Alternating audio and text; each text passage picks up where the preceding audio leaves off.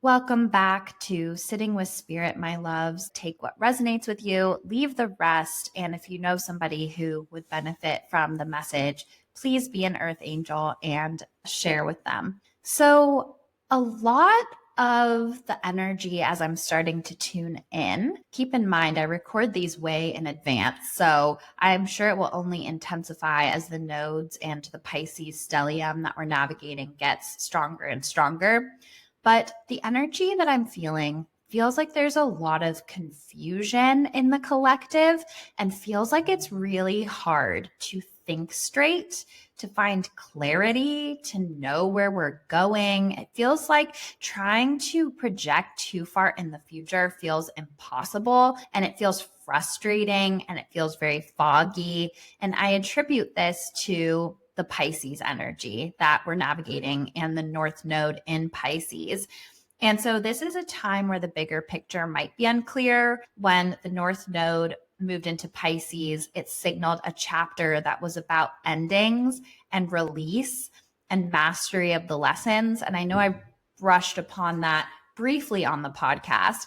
And one of the symptoms of that is that feeling of like, not sure what's real, not sure what's not, feeling a little foggy, feeling a little disillusioned, feeling a little confused, feeling a little hazy. It's hard to create these strategies, move forward and be clear and be fiery, which, by the way, it isn't Aries season yet. It's not the new year yet. We are in the dark part of the wheel. That's more about introspection. So just have patience with yourself if you're feeling that kind of hazy, foggy, frustrated, confused feeling, because it will get better. But there is this feeling of just feeling our way through instead of thinking our way through with the North Node in Pisces. Like, what feels good to you right now? What lights you up right now? What does your intuition ask for right now? And the other message I'm getting is taking more bite-sized pieces from life is the best way to put it. Instead of being like, where am I going 5 years from now? What is my retirement going to look like? Am I ever going to have XYZ thing? It's like taking smaller bites, staying more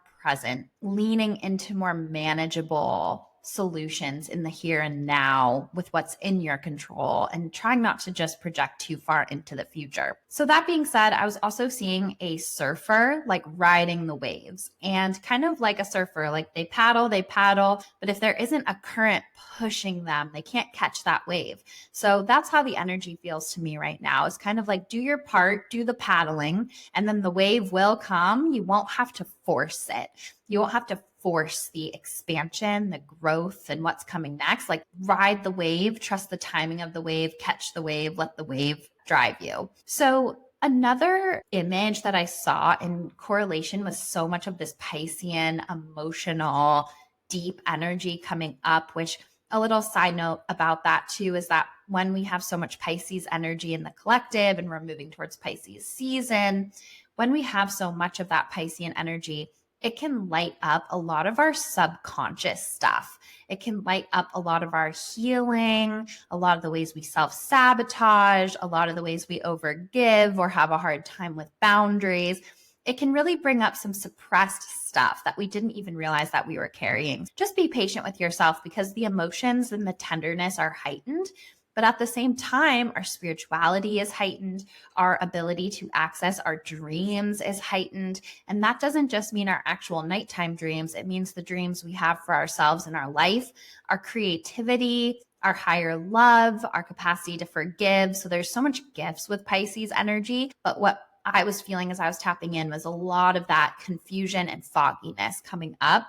And so to that, if you're feeling this, I saw this image of an anchor that was made of purple light. It's funny because this actually came through in somebody's session, like a similar image, but it was a different color light and a different message for them specifically. But this time feels like it's important to focus on this image of an anchor. And for the collective, with this anchor made of purple light, there is an anchor in creativity.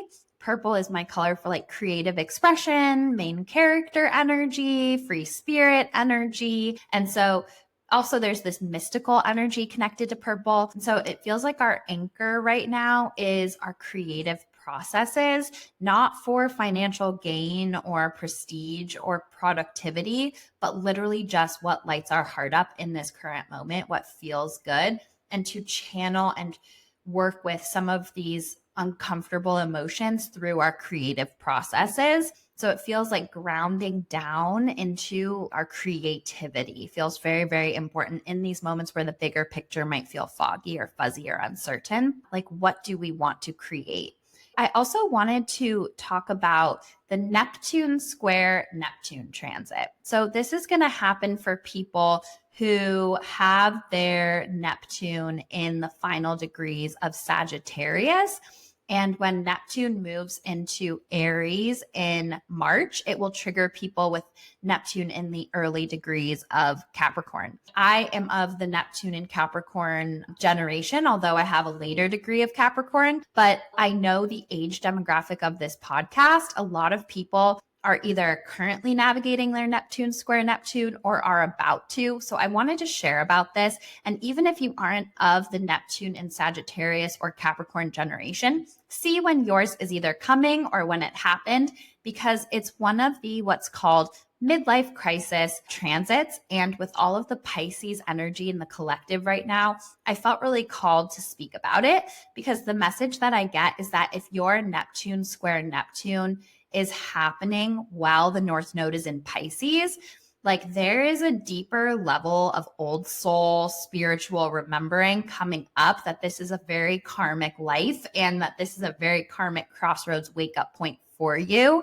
and that you're exactly where you need to be right now for this to happen, and that you kind of incarnated into the circumstances, like family wise, society wise, personally, that everything is accumulating in this moment where it's like time for deeper spiritual awakening. So let me back up. So the Neptune square Neptune is basically a time where it's like a quote unquote crisis of values. And it's a time where you start to strip away the illusions, the stories that you were telling yourself, the things that just aren't true. It's a portal for assessing what resonates with my soul in my life and what doesn't resonate with me on a soul level, what isn't in alignment with my dreams or my lessons or who I came here to be, especially with the North Node in Pisces right now. And if you're in your Neptune square Neptune in the final degrees of Sagittarius, then this includes you. And even if not, this is still relevant.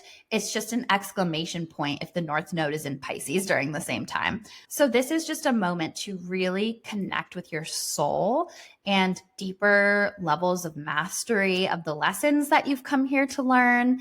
It might be a time where you feel a little lost in life, where you feel a little confused, a little disillusioned, a little unsure. Going back to everything I was talking about with the North Node in Pisces, these energies blend together and can have a similar effect. So it's going to just be heightened if you're also in your Neptune square Neptune. So the thing is, this is not going to last for the entire time that Neptune was in Pisces or Neptune moves into Aries. It will be exact for like a month or so when it's at the exact degree of your natal Neptune, but it will be felt when it's in a 2 to 3 degree orb, meaning it's within 2 to 3 degrees of your natal Neptune, but it will start to ease up. So the intensity will crescendo at a certain point, but the themes will be relevant for the entire time that it's in that sign. It just might not be felt as intensely.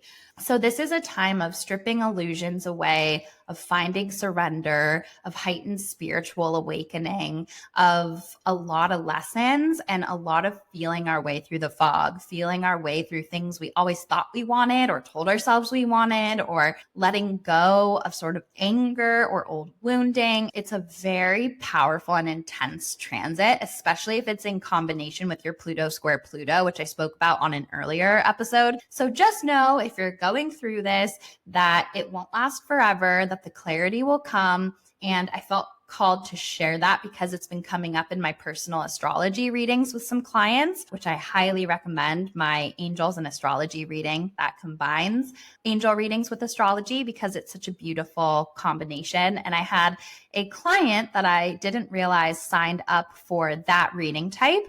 and I didn't have her birth chart ready because I thought that it was just an angel reading. So I got to do her angel reading without ever looking at her birth chart. And then we did the birth chart reading portion another day to make up for that. And the synchronicities and the support and the validation were just so beautiful. So if you are interested in that reading type, I highly recommend it. And it's been so beautiful to see how that has evolved. So if you're in this Neptunian energy, if you're feeling a little bit lost, foggy, confused, frustrated, in stories of martyrdom and stories of self-sacrifice, having a hard time forgiving or surrendering, adaptability is so important now. We're learning adaptability, we're learning surrender, we're learning flow, we're learning higher spiritual consciousness, but keep coming back to that anchor of purple light image. What do you want to create? How can you ground down into the present moment? How can you connect more with the things that light your soul up here and now, and take those more manageable bite-sized pieces when it comes to solutions and strategies. For example, okay, this might seem really little, but my morning routine isn't really serving me because I feel rushed and stressed in the morning and it doesn't set me up. Okay, so instead, I'm going to just address that with myself, make micro little changes. And that's my bite-sized piece that's in my control right now, instead of being like, where is my life going? So just break it down into manageable steps. And again, feel your way through rather than think your way through. That's very important. So in that vein, I was seeing the Taurus archetype coming up as an energy that's supportive right now. This is body love. This is nature. This is slow, practical, steadfast movements. And that's complementary to that anchor type of energy that I saw. And so living life through the five senses, taking care of your physical body, being in nature, creating things of beauty, being in beautiful spaces, all of these things feel really, really important and really supportive. Good food, massages, comfortable outfits, like things that just make you feel good in your physical body. Tend to your physical body, listen to the wisdom of your physical body. Because I think as much as the intuition and the third eye gets a lot of attention, the body holds so much wisdom and so much intuitive information as well. And I feel like part of this anchor energy is bringing our consciousness back into just the truth of what our body is telling us versus what we feel like we should be doing or should be saying or should be thinking. And then in that vein, I got a feeling that some of us are questioning if our angels and guides are really helping us or if our angels and guides are really there. And I was seeing like butterflies, and then they gave me this feeling of like, oh, was that really for me? And I don't really trust this. And I don't know, I'm confused and I'm feeling hurt or I'm feeling disappointed, or things that I thought were a sign from my angels actually didn't pan out the way I thought that they should. And so this was a loving reminder from your angels and guides, if this is you, that they are with you, that you might be misinterpreting some of the signs or attaching to some of the signs what you want to be true based off of attachment to outcomes. I see this all the time, specifically in love life. Like, my gosh, I don't get it. I asked for a butterfly if they were my soulmate and I saw a butterfly, but that might be the case. They might have been a soulmate connection, but then it didn't work out, but you were attaching the outcome. Soulmate connection means married forever. So I think that there can be some wiggle room for misinterpretation with the signs. And that's why getting a little deeper with your divination practice, not just looking for signs, can be really helpful, because sometimes soulmate connections don't make the free will choice to grow with you, evolve with you, and honor you in the way that you deserve. And so you move on to another soulmate connection. I believe there can be multiple, and that it's a patriarchal narrative to keep women in bad marriages that there's only one. So yeah, if you've been questioning the signs or questioning your support level or questioning your intuition, take it as an invitation to go a little deeper into your divining practice with your angels and guides, and there will always be support for you there, because our angels and guides are always right and they're always with us. We can just sometimes misinterpret it. So don't take it as evidence that you're not supported if something didn't come through that you thought should. Take it as evidence that you might need to tweak your divining systems to get more accurate information with your own guides. In that vein, I also feel this call for a new generation of astrologers, healers, energy workers, readers. It's like with all of this Piscean energy and activations there, I also really feel like it's ushering in a new wave of practitioners in the spiritual space. And I get this feeling that, like, in the last 1 to 2 years, your interest has been heightened, your hunger for knowledge has been heightened, and it's starting to push you more to a place where you might get out of your comfort zone a little bit, where you might start to offer this to other people, and that there's this new wave of thinkers and energy wanting to come into the space. And that part of this Neptunian energy is calling that in and activating your own gifts. And even if you don't offer it professionally, just you being in those gifts will cause a ripple effect in your immediate circle and like the information, wisdom, or advice that you give them. So there definitely is, and I have chills as I'm talking about this, like an activation of a next generation of healers who are finally ready to step into that place. And it feels really exciting. And my guides told me to say this, so I will. I'm thinking about opening up some mentorship spots, but I want to see if that feels aligned with the community. If the community feels like, oh, that's something I'd be interested in, or I feel called to that. So email me. It will be the kind of thing where I don't take on very many, but where I find people who I feel called to guide and who might work with their guides in a similar way to me, that it's a good fit. So reach out to me if that feels aligned. That being said, the other thing that I wanted to talk about is I got this image of a boat coming back. And it's so interesting because so many of the things in this reading for the collective are things that have come through in a couple different angel and mediumship readings that I've had recently. And so it's just even more confirmation that we are all one and so many people are going through the same themes at the same time. And basically what I saw is that on the collective level and the individual level, there are things coming back for review, assessment, and to be looked at in a new way that we've tried to run from, push down, avoid, numb, distract, conversations that are uncomfortable, dynamics that are uncomfortable, relationships that are uncomfortable. It's like things we've tried to distance ourselves from, themes we've tried to run from. I just feel them coming back in this way for like, actually, you're ready now to look at these hard truths or shine light on the shadows or embrace these painful pieces of truth, of wounds, of old trauma that have always tried to be pushed down or hidden or suppressed. It's like you're ready now to see it in a new way, feel it in a new way, heal it and release it in a new way.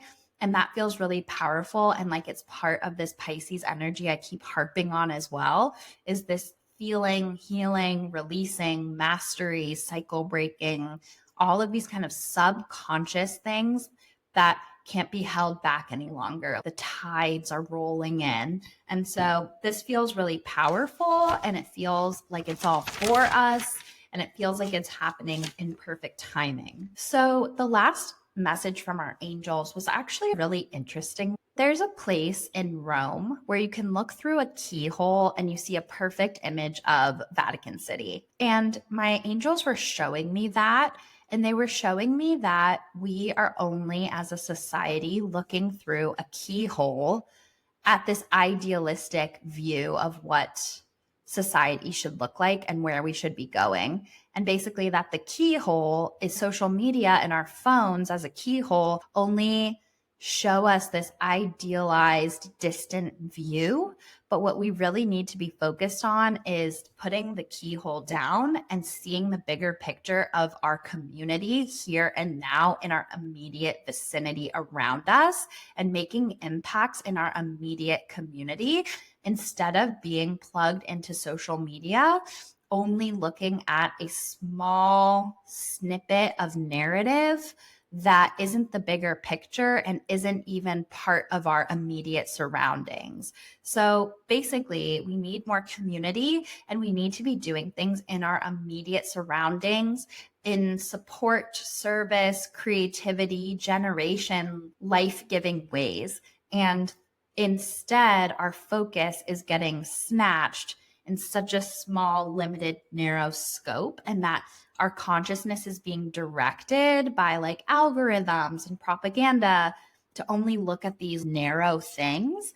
And part of this too is that The media is amplifying our polarity in a way. Like when we only look through this keyhole, we think we're separate from other people and we think we're so divided, but there's more truth and commonality than we could imagine if we just come back to our community. Don't look at it through just this narrow hole in our phone. Actually get out into the world around you, meet people, work with people, make impacts in your community. And that's where we need to go to heal. We can't keep looking through the keyhole because it's something that doesn't exist and it's also not showing the full picture. So that was a really interesting message from our angels. And I feel it personally. And I think getting off of our phones sometimes, getting off of the doom scrolling is important, and widening our perspective that allows us to think for ourselves and see what our angels and guides are directing our consciousness to see, not just what algorithms and political powers that be want us to see.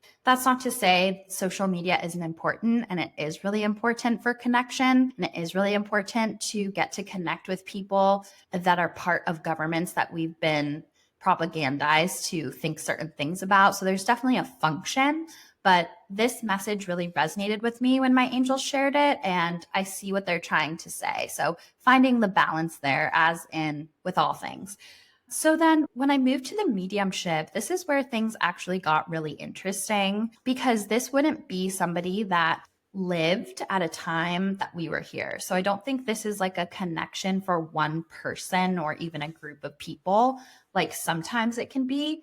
This feels like a connection for all of us as a collective. And the way it started was I saw future generations of babies, like spirit babies, floating around us, talking about shaping the world that they want to come into, and how in the future, less and less are going to come in, but that's actually by design.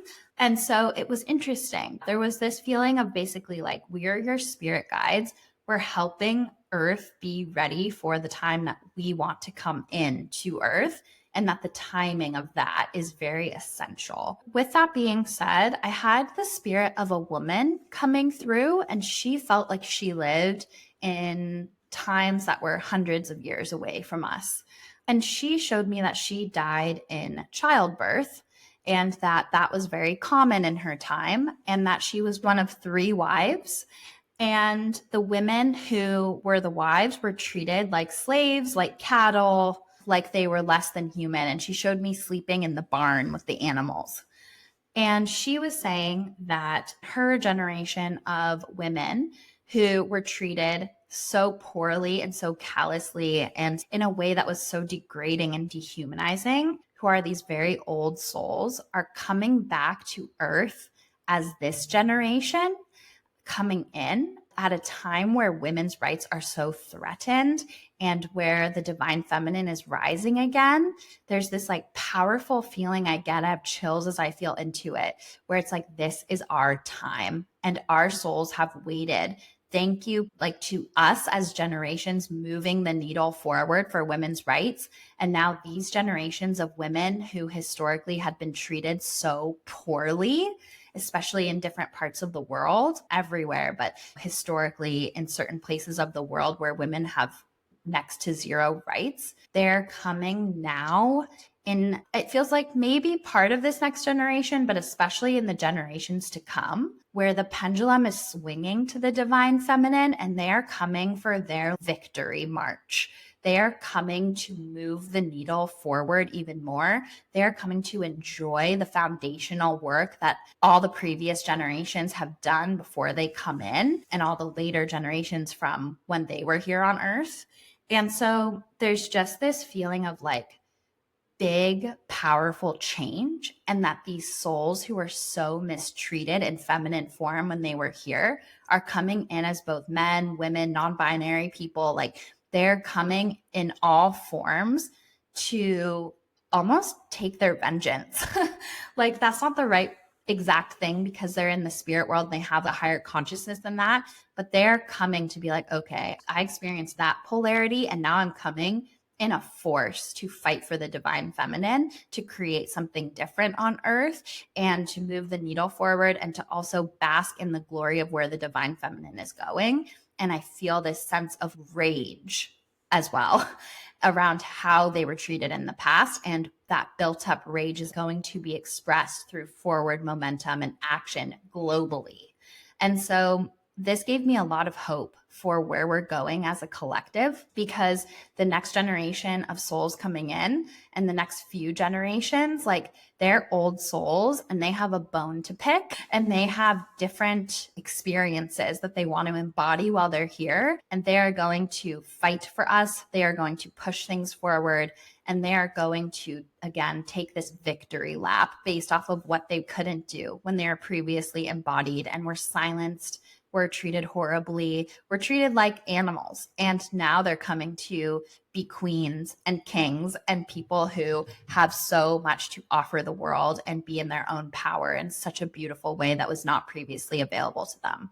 So this made me just really, really happy. And it was so powerful to connect with them.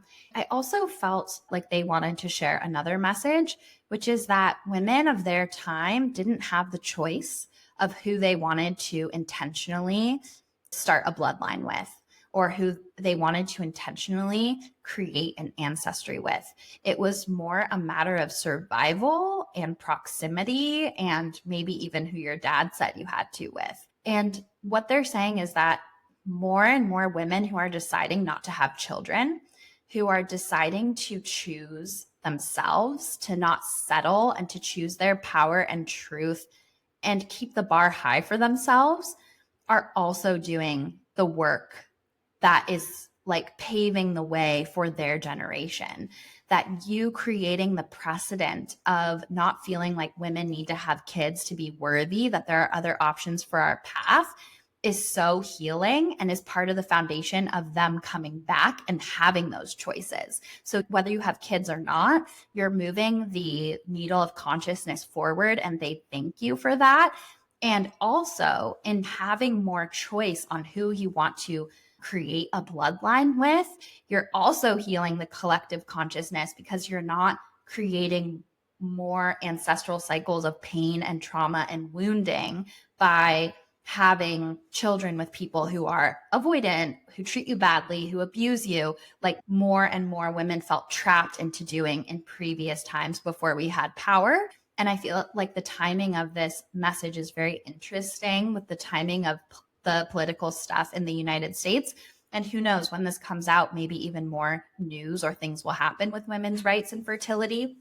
But they wanted to be very clear that you don't have to just be a mother bringing kids in, although that's a very powerful way to move the needle and move consciousness forward.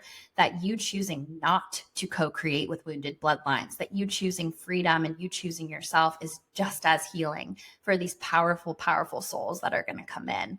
Yeah, I just have full chills as I talk about that.